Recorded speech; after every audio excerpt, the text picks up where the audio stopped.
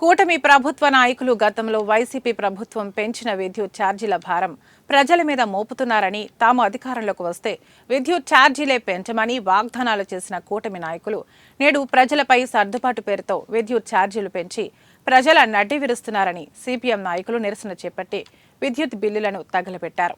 మండల కేంద్రంలోని అంబేద్కర్ సర్కిల్ వద్ద అధిక ఛార్జీలతో వచ్చిన విద్యుత్ బిల్లులతో సిపిఎం నాయకులు నిరసన చేపట్టి వాటిని దహనం చేసి ప్రభుత్వం వెంటనే విద్యుత్ ఛార్జీలను తగ్గించాలని డిమాండ్ చేశారు.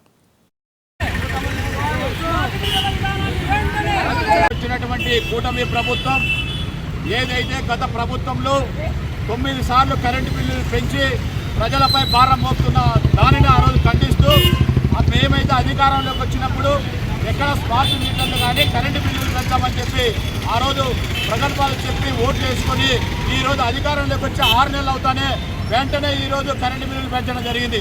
అదనంగా గత నెలలో 6,000 కోట్ల రూపాయలు ప్రజలపై భారం మోపితే ఈ నెల 11,000 కోట్ల రూపాయలు ఈరోజు ప్రజలపై భారం మోపుతూ స్మార్ట్ మీటర్లు ఈరోజు బిగిస్తున్నారు. ఆ రోజేమో నారా లోకేష్ గారు ప్రతిపక్షంలో ఉన్నప్పుడు స్మార్ట్ మీటర్లు పగలగొట్టండి అని చెప్పారు. ఈరోజు